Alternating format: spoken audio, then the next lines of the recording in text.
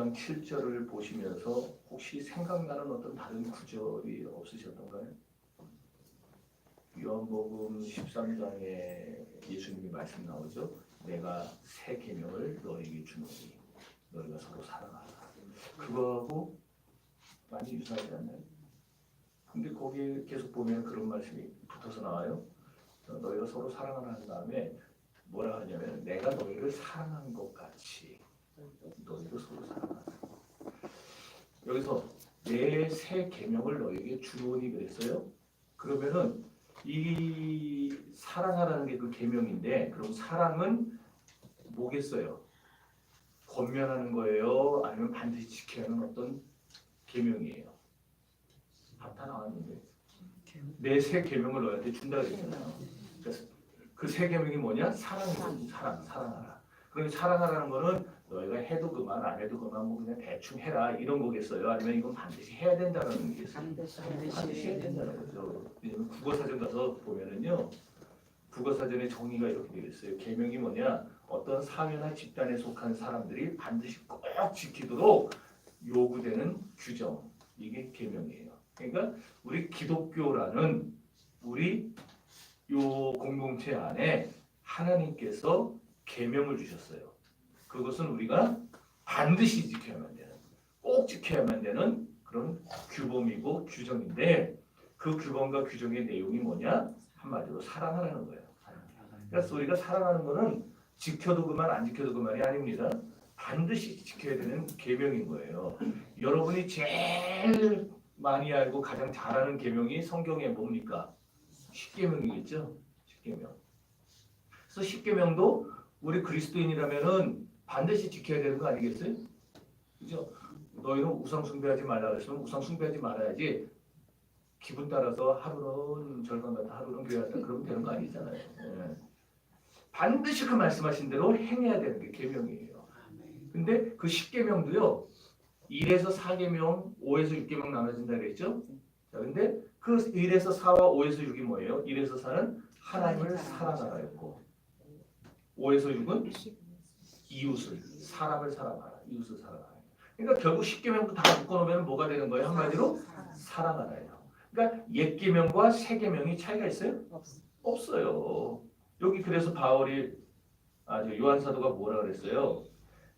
7절 중간에 너희가 처음부터 가진 옛 계명이다 이게 새 계명이라고 했는데 아멘이라고. 아멘이라고? 아니요 그러는 줄 알고 지금 나 순간 당황해서 아멘 할렐루야.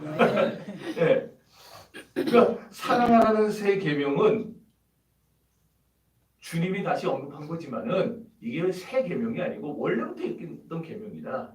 그 옛 계명이 뭘 말하는데 십계명을 말하는 거거든요. 그러니까 옛날부터 그 옛 계명에서 계속해서 말한 게 사랑하라 했는데 그걸 다시 한번 주님이 우리에게 리바이벌 해주고 언급해주고 있다 그 얘기예요.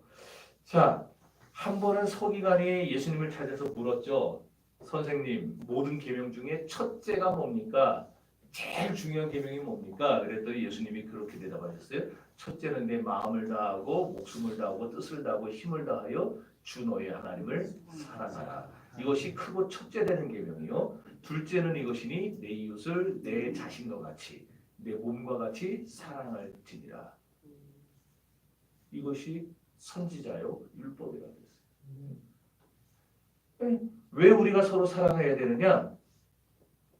왜 제가 여러분을 사랑해야 되고 여러분이 저를 사랑하고 우리가 서로 사랑해야 되느냐?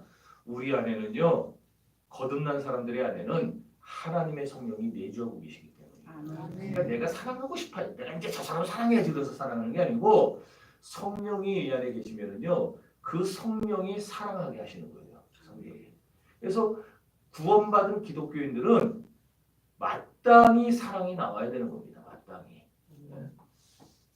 다시 이걸 바꿔서 말하면 이런 거겠죠. 성령으로 거듭난 사람만이 사랑할 수 있는 것이고 그렇지 않은 사람은 사랑할 수 없는 것이겠죠. 그럼 어떻게 이걸 조금 더 이제 얘기를 끌어가 보면은 우리가 하나님을 먼저 사랑한 게 아니죠. 하나님이 우리를 먼저 사랑했다고 했어요. 그래서 하나님의 사랑을 받은 우리는 무슨 말을 할 수 없느냐?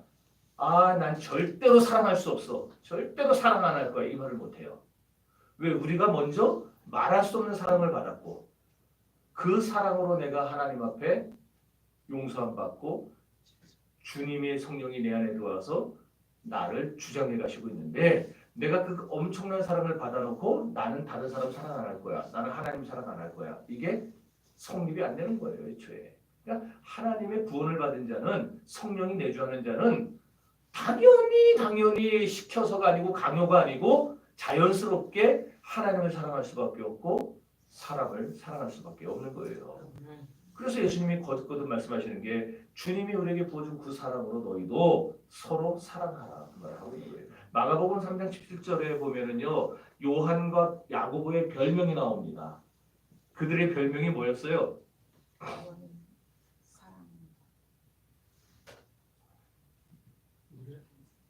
우레의 아들들 보아노게 처음 들어보는 것 같아요. 보아노게 우레의 아들들 한번 했었는데 막 천둥 치고 우레 그 저기 막 벼락 쏟아주고 할 때 조용히 치는 천둥 봤어요? 이런 거 봤어요? 난리를 치잖아요. 막 천지가 떠나가듯이. 그러니까 이 사람들이 왜 우리 아들이겠어요? 성질이 아주 더럽다는 거예요. 성질이 더러워요. 그 예가 누가복음 9장에 나오는데 예수님과 제자들이 한 번은 사마리아 지방을 여행하시다가 날이 좀 물었어요. 잠을 주무셔야 될 거 아니에요. 그래서 그 지방에 들어가서 유숙할 곳을 찾았는데 사마리아 사람들이 뭐라 그러냐면은 유대인들이 우리를 사람 취급을 안 하는데 왜 우리가 당신들을 재워줘야 되느냐. 그러면서 예수님과 제자들을 쫓아냈어요. 나가라고. 그 순간 야고보와 요한이 특별히 요한이 뭐라 그러냐면 주님 이 새끼들 당장 하늘에서 그냥 불을 내려갖다 태워 죽여버립시다 그랬어요. 그게 우리 아들의 성격이에요. 자기한테 조금 안 좋게 했다고 당장 불을 내려 태워 죽여버립시다. 이게 할 말이에요? 할 말이에요? 그러니까 여러분이 저한테 조금 잘못했다 제가 확 그냥 그럼 되겠냐고요? 그게 목사잖아요. 그래서 그때부터 우레의 아들이라는 별명을 갖게 된 거예요. 그러니까 요한은 사람과 거리가 가까운 사람이었어요? 먼 사람이었어요? 먼 사람이 이런 사람이 무슨 사랑을 하겠어요? 누구를 용서하고 누구를 아끼고 누구를 사랑하겠어요? 그런데 이 사람이요 부활하신 주님을 만나고 나서 예수님 만나고 나서 완전히 딴 사람으로 변합니다. 그 전까지는 그 자기 성질을 못 이겨가지고 발발발발 떠는 사람도 있지만 그런 사람이 요한이 부활하신 예수님을 만나고 난 다음에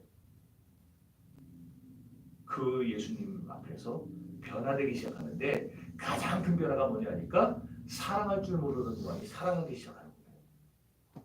성도를 사랑하고 형제를 사랑하고 자기 동역자들을 사랑하고 근데 더 중요한 거는 요한이 그렇게 사랑의 사람으로 변화되니까 요한 주변에 있는 사람들이 요한처럼 서로 사랑하기 시작했어요. 요한 2서 1장 4절입니다. 읽어봅시다. 시작. 너희 자녀들 중에 우리가 어제 받은 계명을 제대로 행하는 자를 내가 심히 기쁘다. 자, 우리가 아버지께 받은 계명 뭐예요? 사랑. 사랑을 하잖아요. 내 새 계명을 너희에게 주노니 서로 사랑하라. 근데 그 계명을 어떻게 해요? 그 진리를 행하는 자들이 많아졌다는 거예요. 그러니까 요한이 그 얘기를 들을 때 기쁘죠.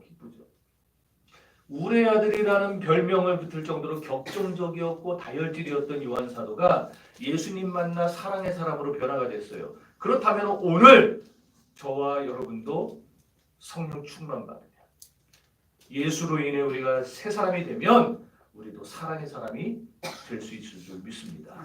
요한복음 12장 25절에서 35절에서 예수님 또 이런 말씀을 하십니다. 보여줍시다. 시작. 예수께서 이르시되 잠시 동안 빛이 너희 중에 있으니 빛이 있을 동안에 가며 어둠에 붙잡히지 않게 하라. 어둠에 다니는 자는 그 가는 것을 알지 못하느니라. 너희에게 아직 빛이 있을 동안에 빛을 받아라. 그래야 빛이 아직 되리라. 아멘. 예수님이 이 세상에 오시기 전에 세상에 다른 빛들이 많았다는 거예요. 그래서 저마다 사람들마다 다 그 빛을 따랐어요. 이 짝은 저쪽 빛, 이 짝은 이쪽 빛. 다 자기들이 빛이라 그런 걸 따라다니기 시작한 거예요. 오늘날도 그러죠? 여기서 뭐 누가 있다가 우르르 몰려, 저기 누가 있다가 우르르 몰려가고 빛을 따라다녀요. 그런데 시간이 지나고 보니까 그런 빛들이 다 어떤 빛이에요? 불완전한 빛이거나 아니면 가짜 빛이라고 판명이 난 거예요. 근데 지금도 사람들은 여전히 가짜 빛들을 따라다니면서 진짜라고 믿고 있어요. 참 안타까운 일이죠. 여러분, 진짜 빛은 한 분밖에 없어요. 오직 예수 그리스도만이 유일하신 빛이십니다. 참 빛이십니다. 사람들의 갈 길을 인도하는 진정한 빛이십니다. 그래서 요한이 이렇게 말한 거예요. 예수님이 이 세상에 오심으로 우리에게 뭘 가져다 주냐? 참 빛을 가져다 준다는 거예요. 참빛. 그러니까 참 빛이 이 세상에 있는 동안에 너희가 이 참 빛을 믿어라. 어떻게 되느냐? 믿으면 어떻게 되느냐? 너희도 빛의 아들이 될 것이다. 그 말을 지금 하고 있는 거예요. 근데 이제 요 빛에 대한 요한복음 12장의 내용을 요한일서 오늘 본문 2장에서는 이제 사랑과 어둠이라는, 사랑과 미움이라는 걸로 치환하면 바꾼다는 거예요. 바꿨어요. 그러니까 빛과 어둠을 요한복음 12장에서 얘기했는데 이제 요한일서 2장에 들어오면은 이 빛과 어둠을 사랑과 미움이라는 걸로 말을 살짝 바꿔서 여기서 얘기를 하고 있어요. 자, 그래서 9절에 보면은요. 자, 자기 자신이 나는 빛 가운데 있어 말을 하는데 실제로 형제를 미워해요. 자매를 미워해요. 그럼 이 사람은 어떤 사람이에요? 어둠에 있는 사람이라는 거예요. 어둠에 있는 사람. 형제를 사랑하는 자만이, 자매를 사랑하는 자만이 진짜 빛 가운데 거하는 사람이다. 그러니까 여러분, 교회 다닌다고 다 빛 가운데 있는 게 아닐 수도 있다는 겁니다. 교회 안에서 우리가 서로 형제와 자매를 믿음 안에서 사랑해요. 믿음 안에서 사랑해야 됩니다. 주 안에서 사랑해야 되는 거예요. 네. 주 밖에서 사랑하면 큰일 납니다. 네. 주 안에서만 사랑해야 돼요. 네. 그렇게 주 안에서 서로 사랑하면 그 사람이 바로 빛 가운데 거하는 사람이고 그게 빛의 아들이다. 그 얘기를 지금 하고 있는 거예요. 자, 여기까지 다 이해됐죠? 네. 쉽죠? 네. 자, 그래서 이제 그러면은 저와 여러분이 빛의 아들들로서, 빛의 딸들로서 우리가 이 빛의 아들과 딸이 서로 교회 안에서 교제를 하면서 살아가는 게 당연하겠어요? 안 당연하겠어요? 당연하겠죠? 그래서 오늘 본문의 그 이후에 쭉 보면은요, 이제 교회 안에 있는 네 부류의 계층의 사람들을 말해요. 누가 나오냐면 자녀들, 아이들, 청년들, 아비들 네 부류가 나와요. 아까 기억나죠? 읽은 거? 자, 근데 이 부류는 실제 우리의 나이 연령층을 지칭하는 걸 수도 있지만은 물론 그렇겠죠. 그렇게 보이죠. 그러나 영적인 의미로 들어가면은 이것은 교회 안에 존재하는 네 부류의 신자층을 말해요. 자, 그래서 이 네 부류의 신자들이 서로 아비들은 아비들만 교제하는 게 아니고 아비들은 청년과 자녀와 아이들과 같이 교제하고 서로 다 이런 교제를 해나갈 때 그 교회가 밑바닥서부터 탄탄해지고 차근차근 자랄 수 있는 거예요. 그렇습니까? 그래서 이제 요거를 볼 텐데 첫째로 신앙의 세계에는 자녀들이 존재해요. 자녀들. 자, 요한복음 1장 12절 13절 시작. 영접하는 자 곧 그 이름을 믿는 자들에게는 하나님의 자녀가 되는 권세를 주셨으니 이는 행동으로나 직접으로나 사람의 선전하지 아니하고 오직 하나님께로부터 난 자들이니라. 자녀들이 누구냐? 영접하는 자, 곧 그 이름을 믿는 자. 우리식으로 표현하면은 이제 예수 믿고 구원받은 초신자들. 이런 사람들이 지금 자녀들. 바꿔 말해서 하나님은요, 십자가로 인해 죄상을 받지 않은 자들을 하나님의 자녀라고 부르시겠어요? 안 부르시겠어요? 안 불러요. 하나님이 자녀들아 그럴 때 자녀는 항상 누구냐? 이 세상에 존재하는 모든 인류를 말하는 게 아니고 구원하기로 예정된 자들. 그리고 예수 믿고 구원받아서 하나님 앞에 나온 자들. 이런 자들이 하나님의 자녀인 거예요. 그리고 여기 있는 우리들은 이제 자녀의 단계는 이미 다 일단 획득을 했죠. 네. 자녀의 영향이 있잖아요. 자녀가 아닌 자들 여기 안 나온다니까요.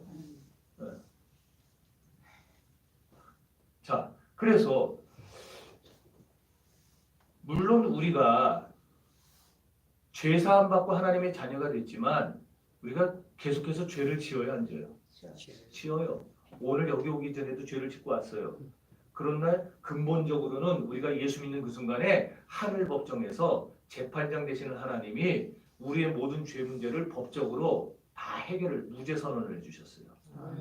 왜? 예수 그리스도의 피값으로 인해서 그 모든 나의 모든 죄의 대속은 예수님에게 물으시고 주님의 그 대속으로 말미암아 나는 그 값을 물지 않고 내가 주님의 은혜로 죄 없다고 인정받는 그런 상황이 된 거예요. 그래서 이렇게 내가 주님 앞에 구원받았습니다. 내가 주님 앞에 이 엄청난 사랑을 받았습니다. 여기까지 고백하는 사람들, 이런 사람들이 자녀들이에요. 이런 사람들이. 자, 그 다음에 두 번째로 아이들이 있어요. 아이들. 14절에 보면은요, 이 아이들은 누구냐? 하나님 아버지를 조금씩 알아가는 단계. 그런 조금씩 알아가는 삶을 살면서 하나님을 향해서 이제 입을 열어가지고 아버지 말할 수 있는 사람들. 이런 사람들이 아이들이에요.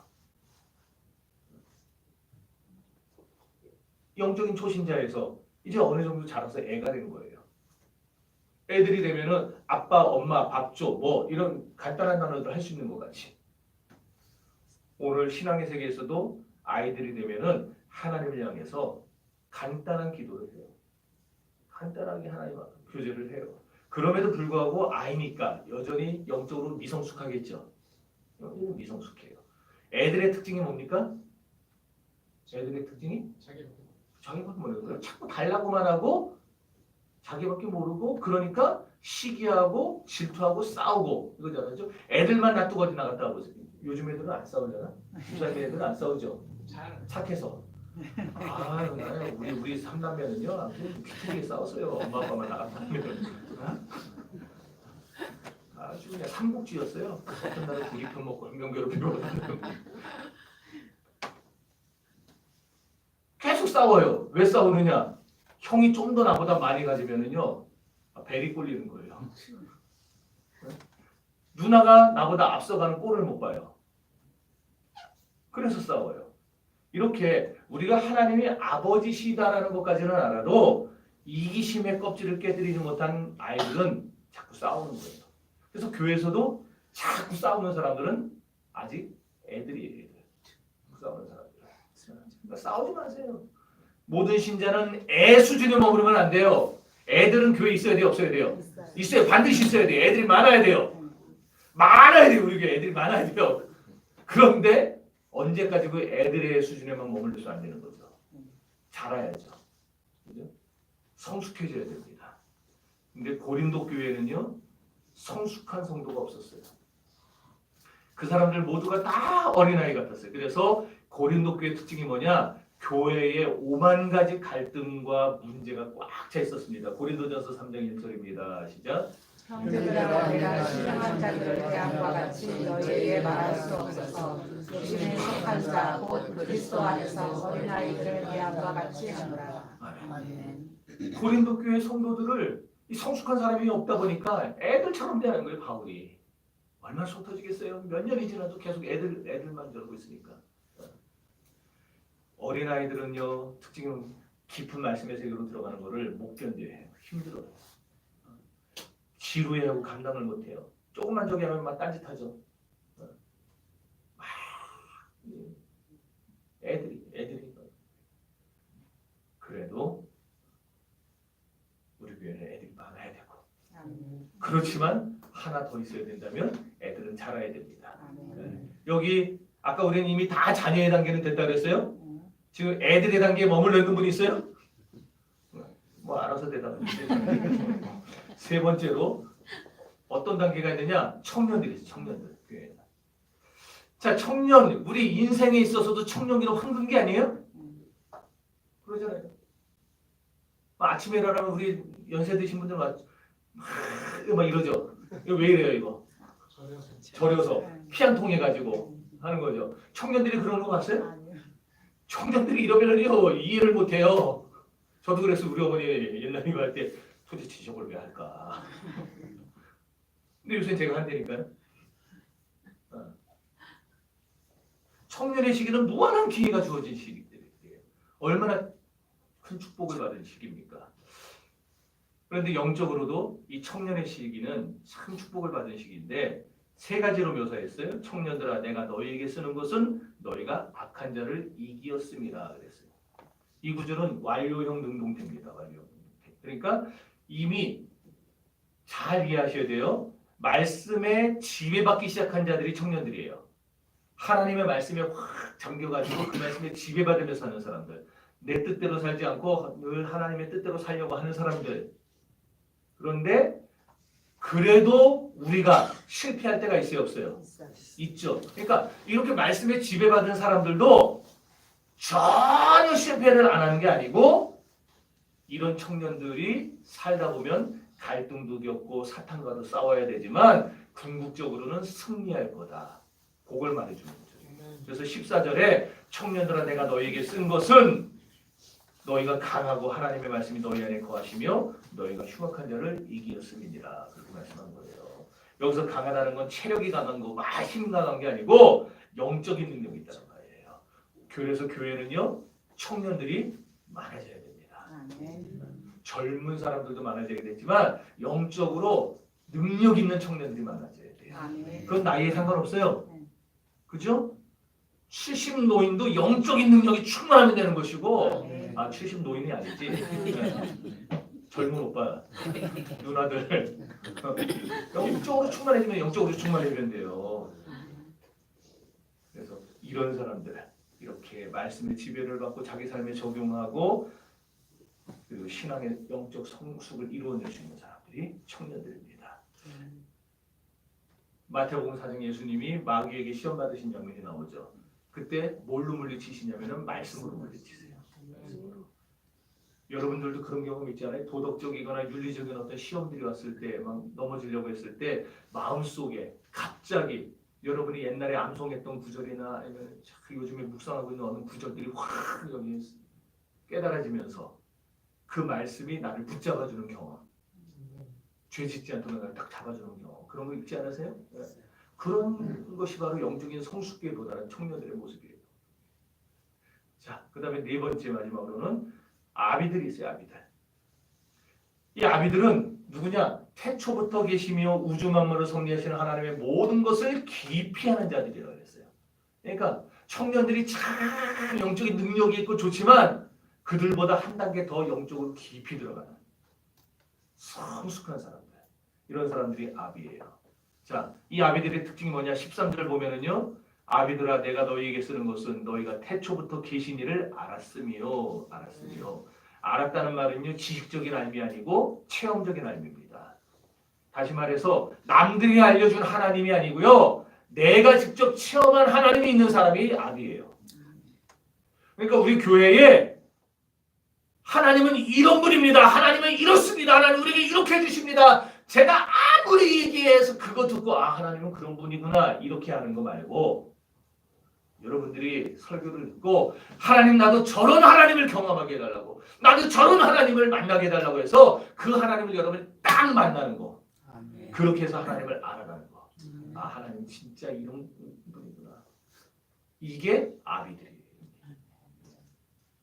자, 자녀, 아이, 청년, 아비 다 귀하지만 교회는 갈수록 이런 영적인 아비들이 많아져야 되겠죠.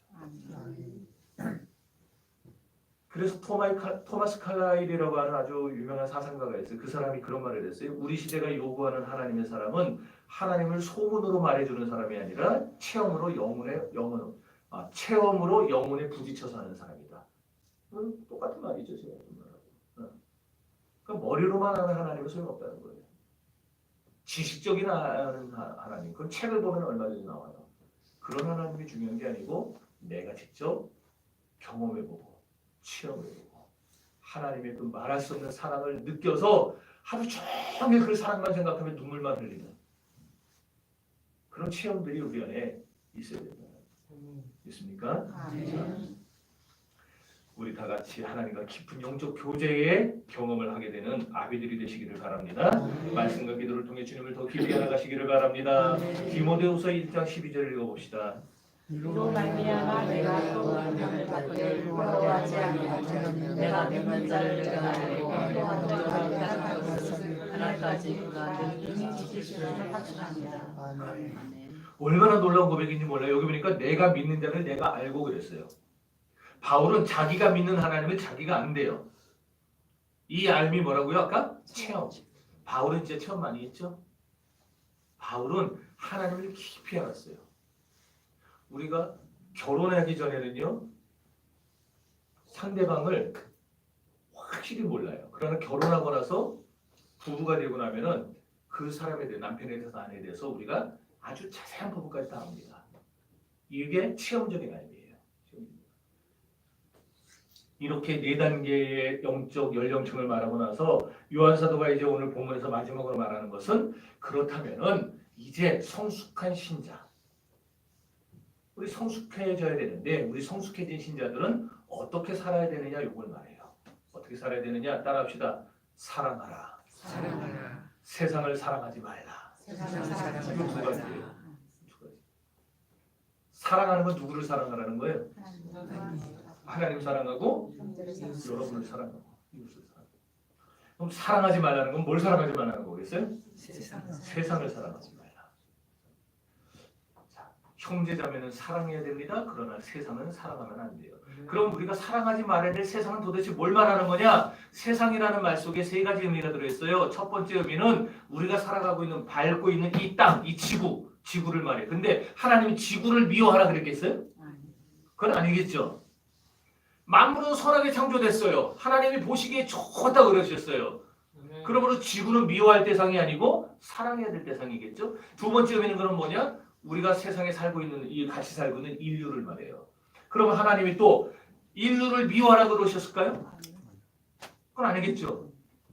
내 이웃을 사랑하라고 하셨는데 인류를 미워하라, 그건 모순이잖아요. 그러니까 인류도 우리가 미워할 대상이 아니고 사랑해야 될 대상이죠. 그럼 이제 남은 건 나머지 3번째 의미죠. 3번째 의미는 뭐냐면은 세상이랑 보이지 않는 무형이라고 그러죠. 보이지 않는 무형의 영적인 나라를 가리킵니다. 이 영적인 나라에는 2가지 나라가 있어요. 하나는 하나님의 나라, 또 하나는 사단의 나라. 2가지가 있어요. 하나님의 나라는 하나님의 통치가, 하나님의 다스림이 있는 곳, 그곳이 하나님의 나라예요.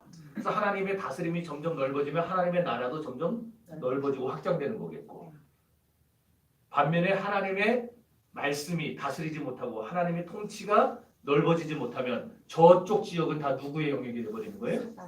사탄의 영역이 되어버리는 거예요. 그래서 우리가 이 하나님의 영역을 넓힐 수 있는 가장 좋은 게 뭐예요? 가장 확실한 게 복음 전도죠.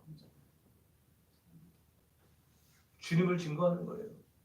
그래서 사탄에게 매여 있는 그 영혼을 복음의 세계로, 비단으로 끌어들이고 그에게 새 생명을 안겨주는 거. 이걸 우리들이 해야 되는 거예요. 자, 그래서 사탄은 지금 아직 하나님의 통치가 미치지 않는 그 속에서, 그걸 지금 세상이라고 그러는데, 그곳에서 뭘 하느냐면은 자기의 사상과 자기의 문화를 가지고 통치를 해요. 우리는 하나님의 사상과 하나님의 문화를 가지고 통치하는데, 사탄은 자기의 사상과 자기의 문화를 가지고 통치해요. 자기의 사상과 자기의 문화라는 것은 뭐겠어요? 하나님의 사상, 하나님의 문화와 정반대되는 걸 말하겠죠. 그렇죠? 이 잘못된 사상과 문화가 만들어낸 파생한, 쉽게 말해서 이 잘못된 문화와 사상이 낳아버린 사생아 같은 그 존재가 누구냐? 그게 바로 오늘 본문에 나온 육신의 정욕, 안목의 정욕, 이생의 사랑이에요. 아담이 이 강력한 무기 앞에서 여지없이 무너졌었죠. 그렇죠? 선악과를 보니까 먹음직했어요. 육신의 정욕이에요. 보암직했어요. 안목의 정욕이에요. 지혜롭게 할 만큼 탐스럽기도 했어요. 이건 이생의 자랑이에요. 그런데 먼 훗날 아담보다 훨씬 악조건 속에서 담대하게 이 3가지의 악마의 강력한 무기를 박살내버리고 승리하신 분이 계세요. 그분이 바로 둘째 아담 되시는 예수님이죠. 40일 금식하신 예수님을 찾아와서 사탄이 그럽니다. 돌로 떡 만들어 먹어라. 육신의 정욕이에요. 그리고 뭘 보여주느냐?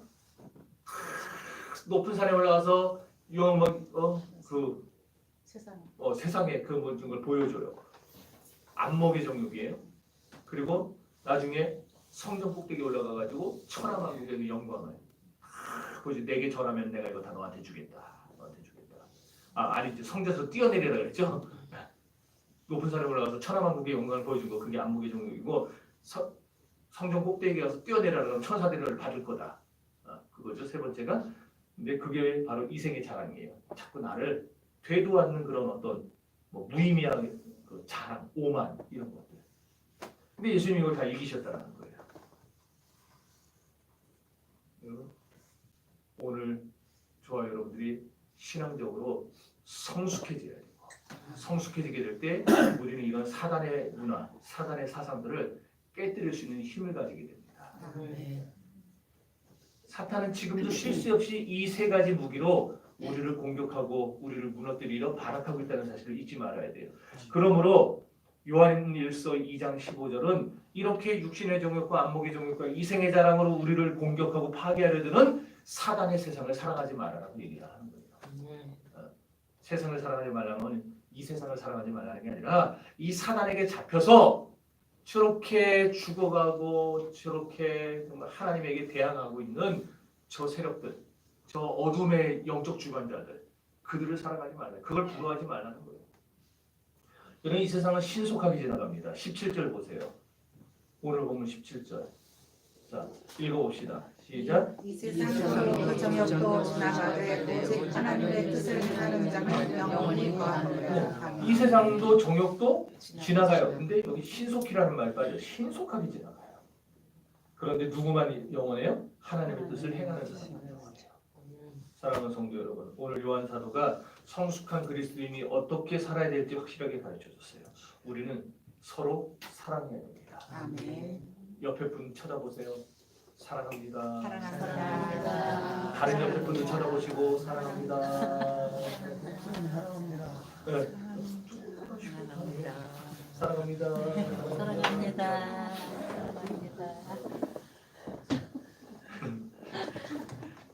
사랑 안 할 거예요? 우리 형제자매를 사랑하고 하나님을 사랑하고 그리고 사랑하지 말아야 될 존재는 누구예요? 세상.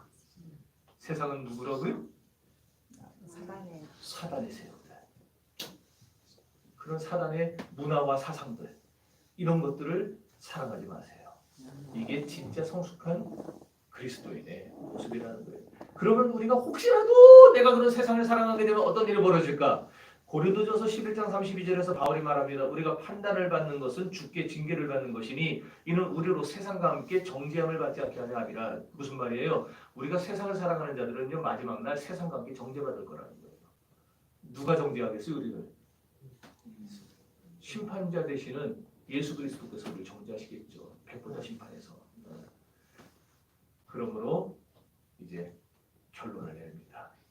천사도 흠모할 만한 귀한 성도의 삶을 지금 우리가 살아가고 있습니다.